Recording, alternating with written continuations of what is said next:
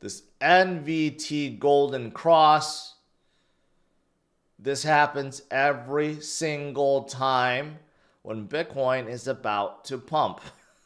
Every single time, and we're seeing the same thing happen. In fact, this is the lowest negative number we have seen in 2.5 years, going all the way back to even 2022 and 2023 when Bitcoin fell down to 16,000.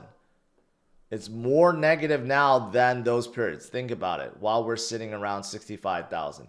Again, doesn't quite make sense, but it does if you think about what's coming next. What's coming later this year when Bitcoin breaches 6 figures and goes above. So if you look at it from that perspective, it does make a whole lot of sense, right? What is it saying?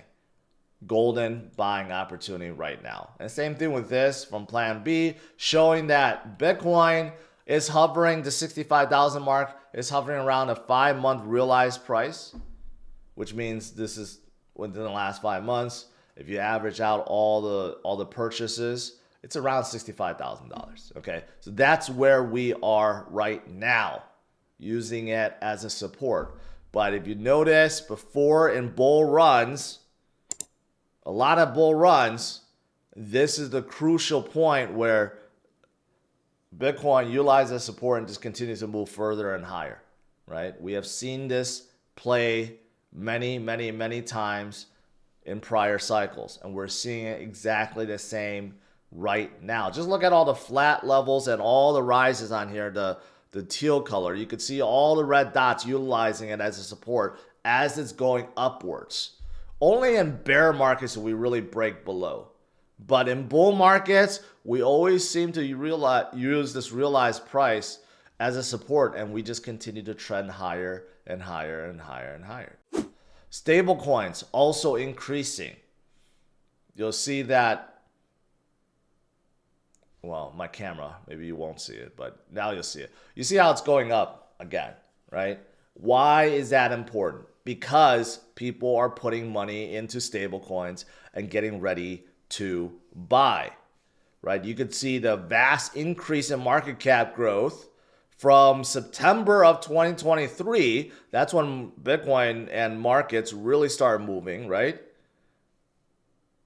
And now we're starting to see that grow again. Another pretty obvious bottom indicator that that something big is about to happen. If you want to comment on anything I've said in this video, make sure you head over to the Roundtable. The Roundtable is a new social media platform created for conversations. And best of all, it's spam-free, bot-free, unlike here on YouTube. And you could have conversations with me and others like Altcoin Daily, Scott Melker, Mauro Nafal, and many others are joining daily. And you also get rewarded in tokens for doing so. So check out the new Roundtable. Click the link in the description below. And from a TA perspective, we got this bull flag that's forming right now. And again, once we break out, guess what? We get back to our previous high right around 673,000, and we break through that. I still think this is happening. We are getting ready for the conference next month. Next week. And I think big things are being put in play right now. I would not be surprised if the conference starts with Bitcoin at $74,000. Okay, I would not be surprised one bit. In fact, I would be surprised if we didn't hit it by next week. Okay, I think big things are brewing right now. Okay, look at the sentiment. Look at all the people that are now turning bullish, right? It's all leading up to something. Here's another chart showing, again, this broadening wedge we saw before in the last cycle in 2020, right before the huge climb upwards. And we're kind of seeing the same thing right now, right? Not as broad as 2020, but we didn't have that huge COVID dip back in 2020. I mean, we did have it in 2020. I mean, we don't have it now because that was scary. That was really scary when we had that. Now we don't have that. So, but nevertheless, looks similar, and we may be repeating the same pattern.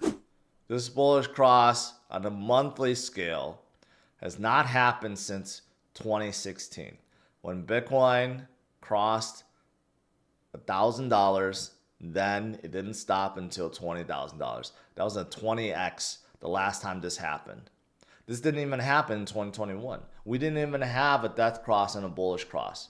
But we did in 2023. Now we have that same golden bullish cross that we saw in 2016 that gave us a 20x gain. Are we going to get a 20x gain from 65,000? Probably not. That would be absolute insanity, okay? We're not going to get a 20x. But can we get a 3x, a 5x from our current level, a 6x? That's certainly possible. Another good inflow day. Not as good as the day before. We only had net positive of 53 million. Hey, but it's still 53 million. But here's the thing.